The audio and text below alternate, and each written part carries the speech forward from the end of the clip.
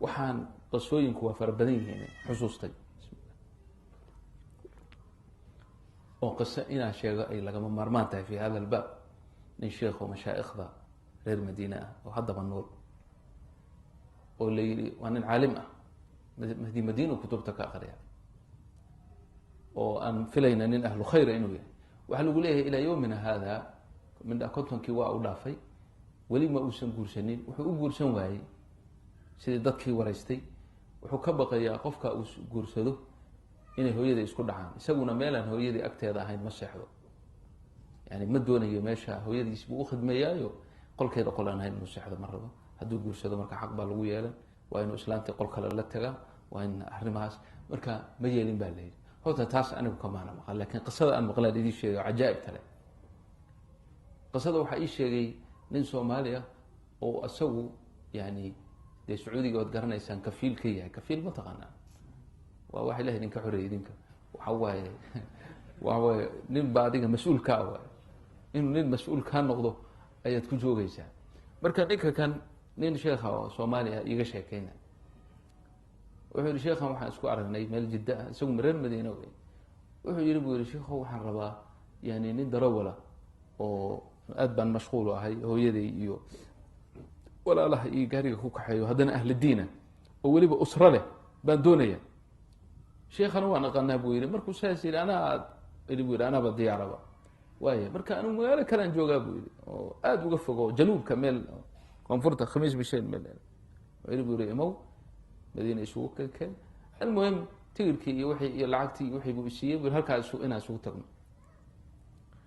marka waxaan u imid buu yidhi inaan markaa ani kafaalada sheekha ku wareego oo dabadeedna khidmadiisii galo madiine iyo xaramka iyo khayrka inaan ka faa'idaysto waan imid xaramkii baan sheekhi baan la kulmay sheekhiisuu isii waday meel hotel u dejiyey buu yihi lacag buu iga bixiyey wuxuu yihi intaan kaaga jawaabayo ama haroos hawsha ka bilaaban halkaa ku jir 4 bilood ilama hadlin buu yihi maalin kasta sheekha waa isarkanaa waa yarkaa waa isalaama waa iska tagaa waa iska ilama hadlin 4 bilood oo hotelkii lacagta bixinayo kadib ayaa wuxuu yihi aan sheekha is aragnay sheekh dee xaalku muxuu yahay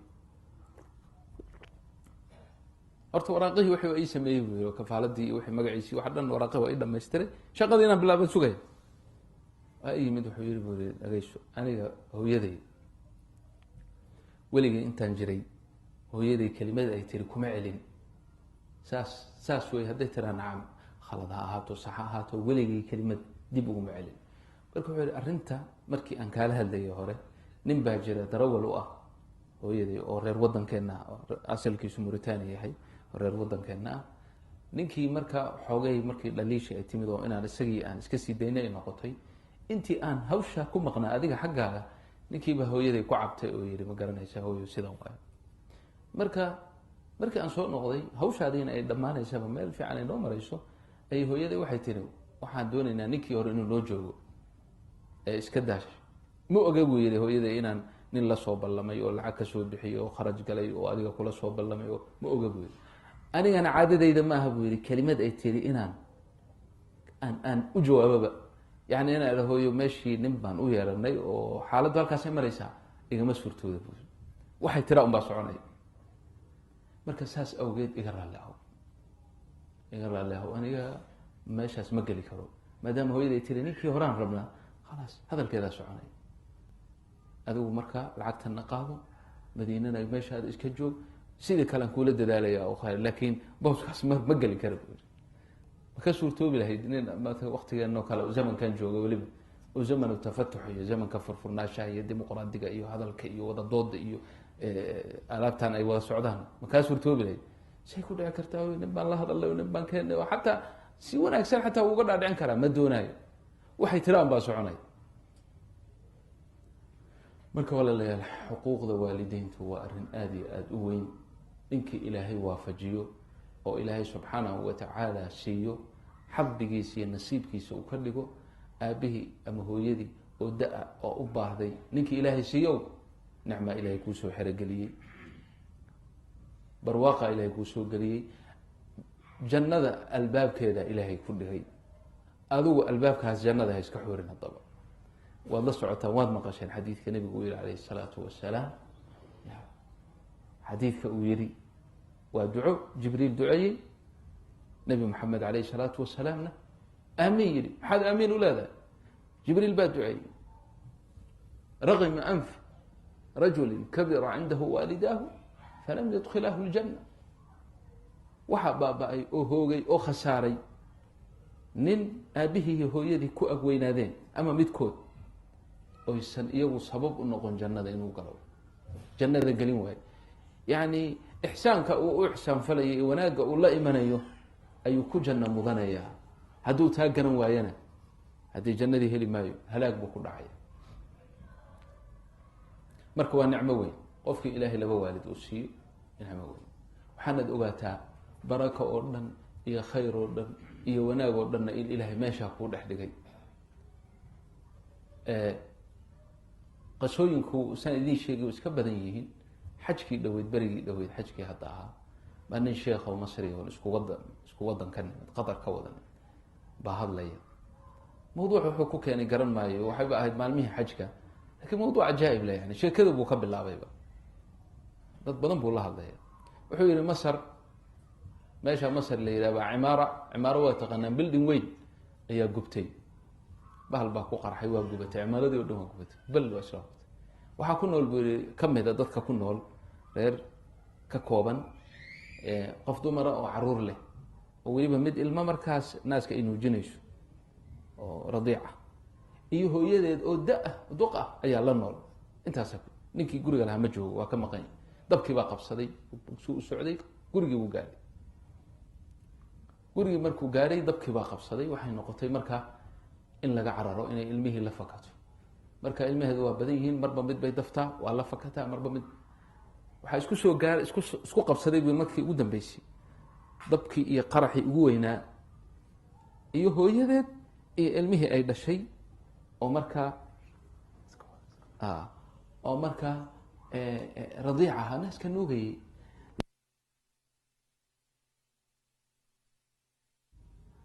mid hadday qaada ka kalena qaraxii baa ku dhacay, gaaskii wixii dhan baa isqabsaday. marka waa arrin khatar ahoo waana mowqif xasaasa wey, khatiir ah. kana ilmahan waa beerkeedii, kana waa hooyadeed. keebay marka wuxuu yihi sheekhu, ilaahay wuxuu waafajiyey inay ilmihii iska dayso, hooyadeed ay qaado. hooyadeed ma socon karto, hooyadeed bay daf tiri, la booday, markaasay meeshii ku tuurtay, ay kula cararaysay gurigii kale. sidaadii ay yeeshay baa qorigii isla qarxay, qolkii oo dhan, shaqadii oo dhan baa bug, ma la soo geli kara marka. iyadoo markaa indhaheeda shano ay arkayso ayaa meeshii isla dambasta noqotay. ilmihii yaraan oo ku jira. dadkii waa la farxay, waa maashi, waa loogu, laakiin iyadii ma farxi karto, dee ilmaheedii oo naaska nuugayay bay kasoo tagtay. laakiin maxay badbaadiso? sheekh wuxuu noogu dhaartay, sheekh muwaafi baa leedahay, wuxuu yihi markii la yimid qoladii dabdamiska yimaadeen, ayb meesha wada dambas bay noqotay. wixii bay marka soo inay kala qaadqaadaan oo bal wixii ilmihii fiiriyaan. sheekha ilaahay magaciisuu ku dhaartay, wallaahi buu yihi waxaa loo tegay ilmihii yaraa oo sidiisii u ooyaya, oo wax tinna ayna ka guban, meel la waxba ka gaadhin. guriga intiisii kale xataa sariirtii uu ku jiifay dambas bay noqotay. ilaa ilmahaas yaa badbaadiyey allah rab اlcaalamiin. nabi ibraahim, qulnaa ya naaru kunii bardan wasalaama calaa ibraahim, soo mahay qaadirun calaa kuli shay. waa dabaan waxba reebaynin. ilmaha yar ilahay baa badbaadiyey, lakin muxuu ku badbaadiyey? sabab bay leedaho, waa sababta hooyadeed. doorashada ay dooratay inay hooyadeed ay ma aragtay doorbido, ilmaha ka doorbido, ayaa ilaahay subxaanahu watacaala ku badbaadiyay ilmahaas.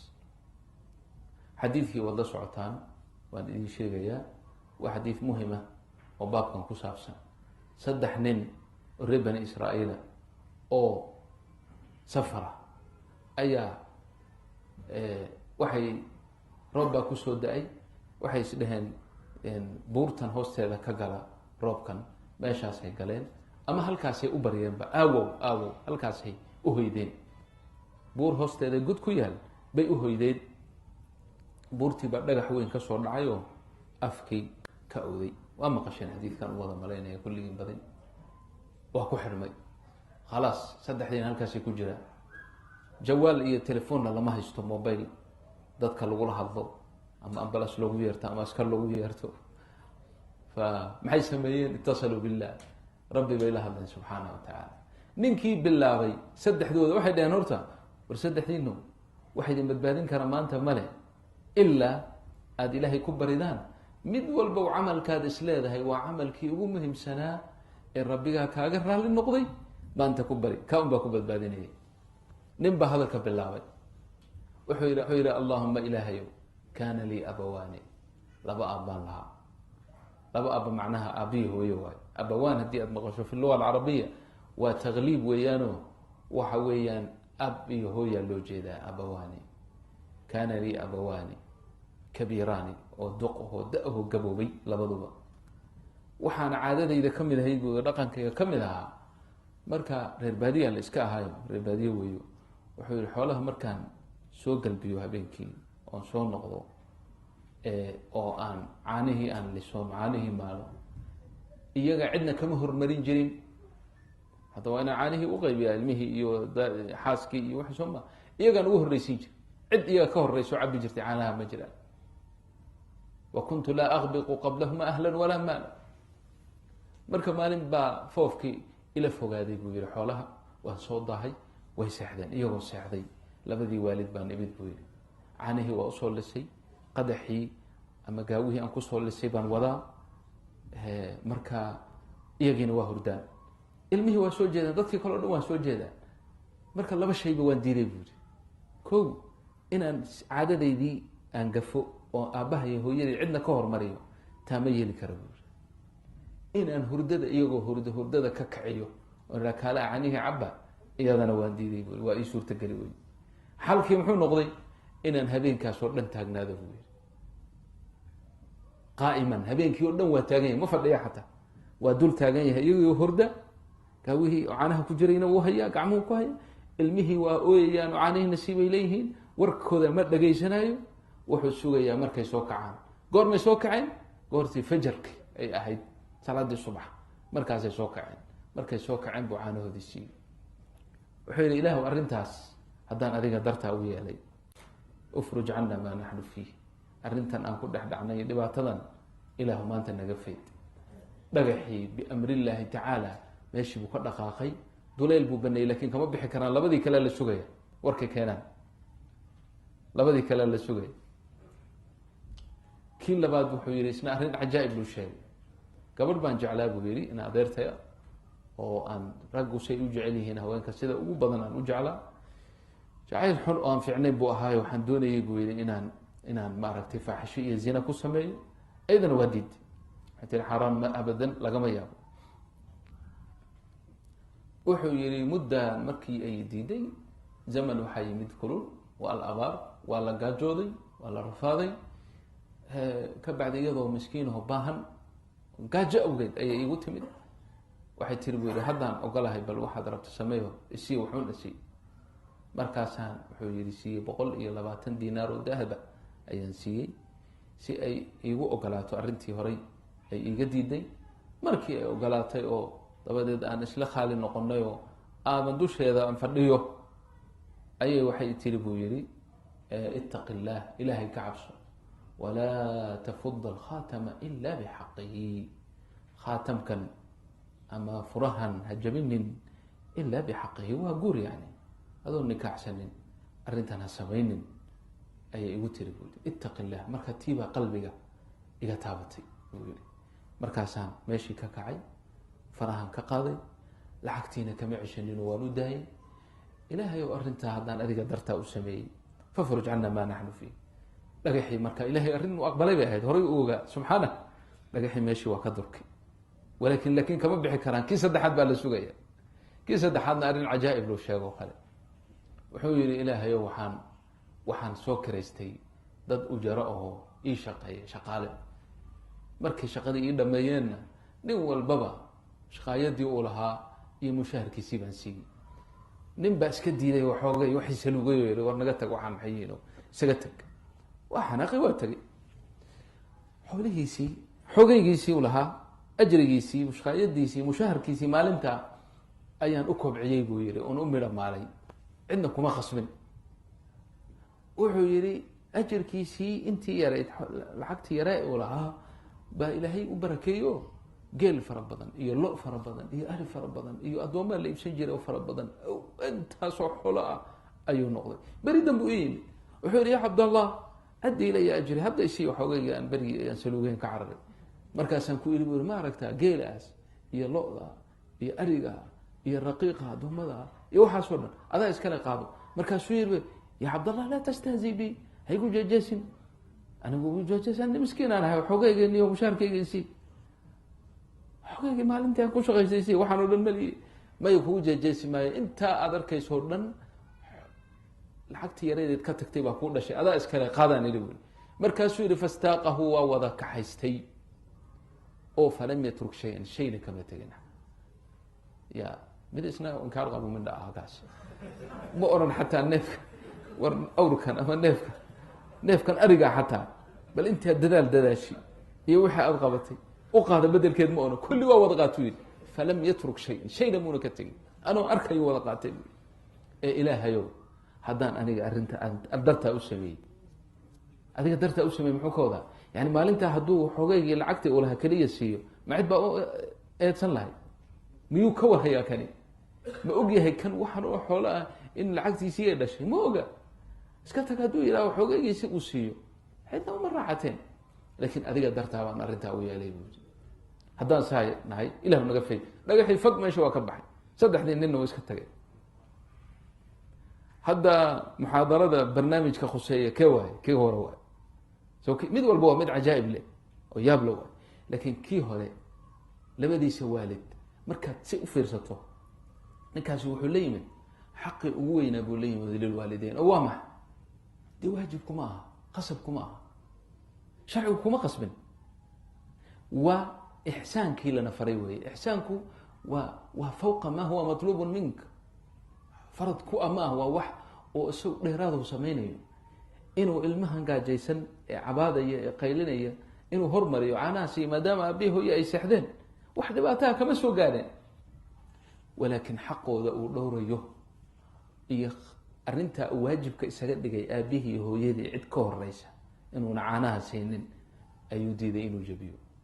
midda kale muu iska seexdo oo markuu soo kaco berri soo kacaanay siihan, habeenkii o dhan buu taagnaa. taasaa marka ilaahay subxaana wa tacaala raalli ka noqday, sababna u noqotay tafriijkii ilaahay uu ka fo. marka waxaa lanaga doonaya inaan ku dadaalo, alwaalideyn xaquhumaa kabiir, inaan iska ilaalino xaqooda had iyo goor aan ku dadaalo. labada waalid shayga ay jecel yihiin inaan anagu uga hormaro had iyo goor. waad la socotaan xadiidkii nabiga calayhi salaam uu ku tilmaamay nin taabiciya, waa nin taabicia, nin saxaabiya ma ah. saad la socotaan ummaddan waxaa ugu khayr badan asxaabta nebiga, ka bacdi jiilka ku xigay, aladiina yaluunahum uma aladiina yaluunahum. yani taabiciinta oo dhan haddii laisu geeyo kulligood dad fiican baa ku jira, hal nin oo saxaabo ah agtiisa ma iman karaan. saxaabada fadli ilaahay aa siiyey, fadli ilaahay oo gaaray leeyihiin maadaama ay nebigii la kulmeen calayhi salaatu wasalaam.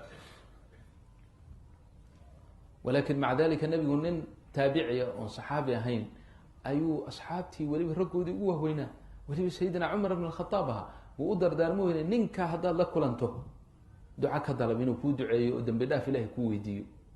ninkaa waxaa la yidhaha buu yihi uways alqarni, waa reer yaman, reerkaas oo qaran abuu ka sii yahay, halkaasuu joogaa, hooyuu leeyahay oo baari u yahay, lahu umun biha huwa biha barun, baari buu u yahay, hooyadiisuu baari u yahay.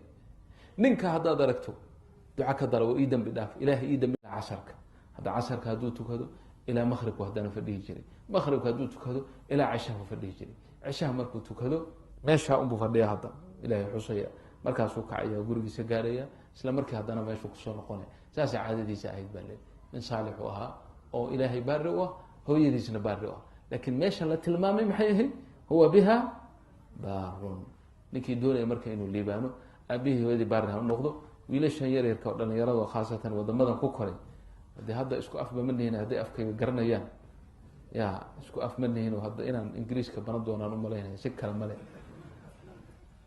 ya haddii aan is afgaranayno waxaad yeelaysaan dadkan oo aada u timaadeen oo gaalada ah, dadkan markii hore buu aniga idiin sheegay xaqii ilaahay mayna baran, rabbigoodna umayna mahadnaqin, sidaas awgeed aabbiyo hooye uma mahadnaqayaan. birulwaalideyn agtooda ma yaallo birulwaalideyn. ixsaan caama waa iska leeyihiin oo iyaga dhexdooda ay isu ixsaanaan falaan. beryo horean ka fiirsaday oon ii anigu waxaan waayey baan idhi nin weyn oo da-ah oo nin dhalinyaro ah oo uu dhalay gacanta uu hayo waddada uu wado waa waayey. kadalik islaan gabowday, yani gabadh yar oo dhalinyaro ah oo islaan gabowday gacanta hayso oo wado oo gaaladan ana waa la waayey. anu ma arkin, ma aqaana aragteeni kale. marka mid baa igu yidhi marmar baad arkaysaa, dadkan aada u kala yaqaan, wuxuu yihi marmar baad arkaysaa, markaad aragtana ha u qaadanin inuu ilmihiisa maaha, meesha dadka waaweyn buu ka shaqeeyaa buu yii. waxaa la amray buu yihi inuu soo warwareejiyo, laakiin ma dhici karta buu yihi nin dhalinyaro oo aabihii gacanta hayo oo da-a ma arkaysid buu yihi, ama hooyadii oo da-a gacanta haya ma arkaysid buu yii. uma suubadaan, umana qalmaan. yar dhalinyaro taxi maraykan beri aan jooga, maraykan tagsilo wey soomaali ah, wuxuu yihi islaam baa taxiga soo fuushay, da-ahoo gabowday, dhakhtar igee bay tiri buu meel isbitaal ah aada u fog, waan geeyey.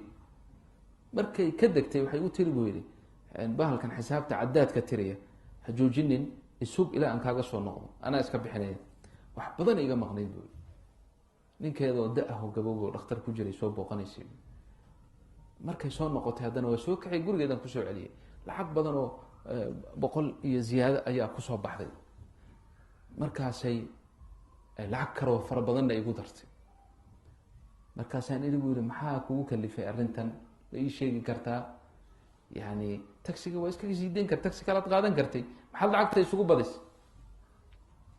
markaasay iyadoo aada u tiiraanyeysan bay sheeke ii sheegtay. waxay tihi anigu horta ninkaan soo booqanaya ninkaygu ahaa, da- meeshuu ku jiraa dhakhtarka, wiil iyo gabadh baan leenahay.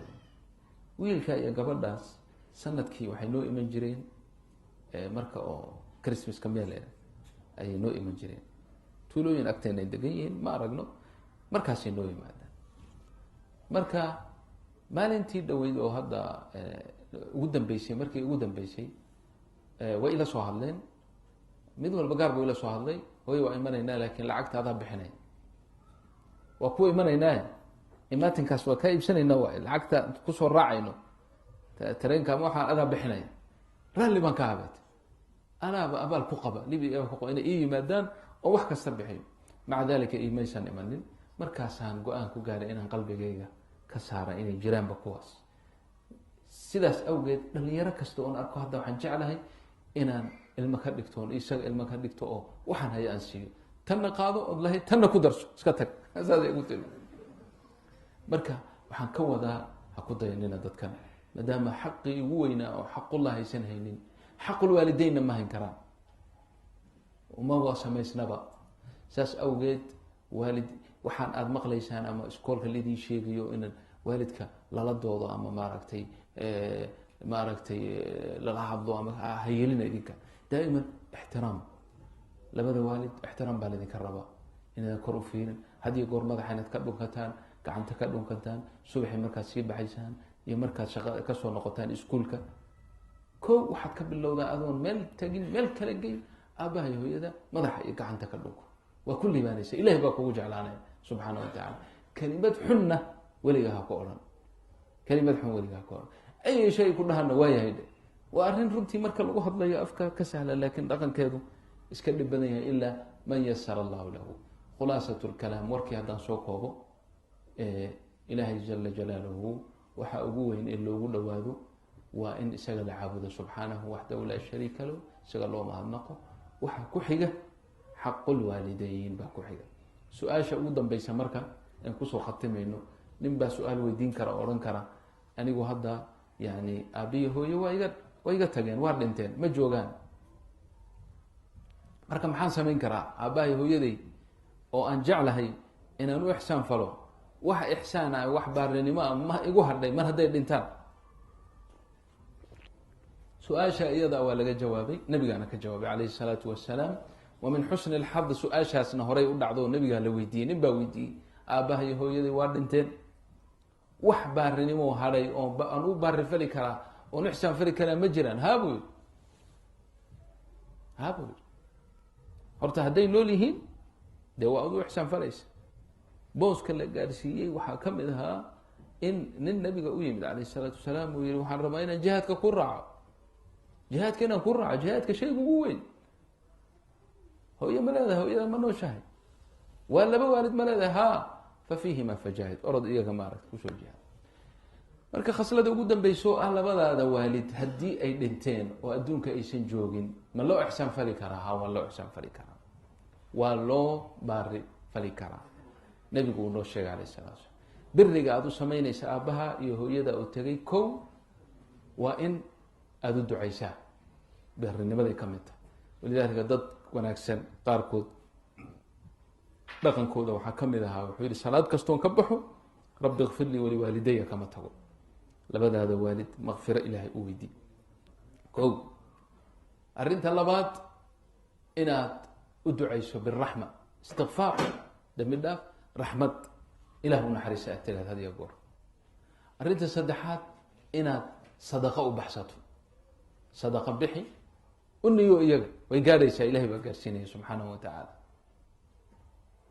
sadaqadaas nooc kastay noqon kartaa ma aha shardi in oo maaragtay aad xoolo qasho oo dabadeed xoolaha marka iska dhaqano waxaa iska jiray berigii dambe ay soomaalida meela ka keeneen ma aqaani xus iyo waxa la yidhi abahay baan xusaya hooyadii baan xusaya oo kada ayaa iska jiray asalkeedu waa saxiix oo inaad intaad cunto samayso xoolaha intaad gowracdo masaakiinta ugu yeedho ay dhargaan oo magaranaysaa ay duceeyaan oo aabaha ama hooyada aad tawaabka u niyeysato weeye aslulmas'ala waana sax wax ay ku jirtaana male laakiin in dhaqan lala eegto oo meeshii dad masaakiina la siin lahaa dad iska aragtay dheragsan meelaha looga yeedho oo xaflad oo kale laga dhigo oo taas ayaan sharcigu uusan ogolayn meelna aan ku qotomin laakiin inaad adiga aadan weliba xataa wakti u samayn sanad kasta markuu dhintay maxaa qasab ka dhigay ay waqti oo aada wax heshid sadaqa la bax sadaqadana daa'iman tan daa'imkae mutawaasilka fiican sadaqa jaariya masjid la dhisayo ceel la qodayo biyaheeda la cabayo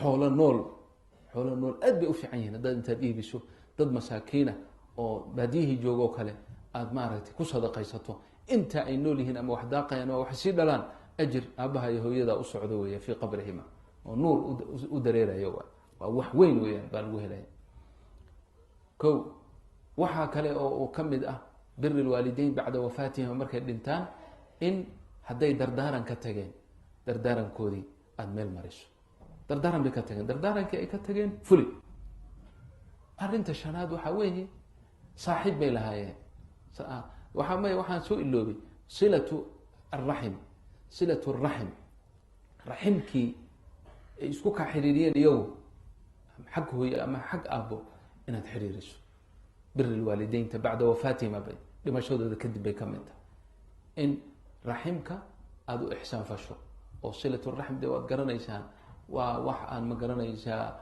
yani wax koobi karaa ajirkiisa iyo khayrkiisa usan jirin oo xataa nebigu yihi ninkii doonaya in cumrigiisa loo kordhiyo o loo barakeeyo risqigiisana ilaahay waasic uga dhigo raximkiisa hasile ha xiriiriyo marka raximku wax weyn weeyaan maxaad u xiriirinaysaa labadaada waalid awgood leanna raxim kale maydaan isu timaadeen iyagaa isu keenkeenay arrinta ugu dambaysa waa sadiiqoodii saaxiibka la ahaa aabbahabaa nin saaxiib ah lahaa ama hooyadaaba qof saaxiibada lahayd oo had iyo goor isla socon jireen oo isjeclaayeen iyagana inaad u baarinimo fasho meeshii aada aabbaha iyo hooyada u joogi lahayd iyagana u joogtid oo aada xusuusatid xataa haddii ay kaa fog yihiin ama wadankii ay jiraan had iyo goor aad ku darsato dadka aada ma garanaysaa marmarka qaarkii wax u dirayso ama aada ka farxinayso inay kow ka galaan leanna aabbaha iyo hooyadaabay saaxiibkooda ahaayeen falisuxbatihimaa baad ilaalinaysaa birigooda ayay ka mid yihiin wa akhiira nadcu llaha tacaala ilaahay subxaanahu watacaala waxaan ka baryaynaa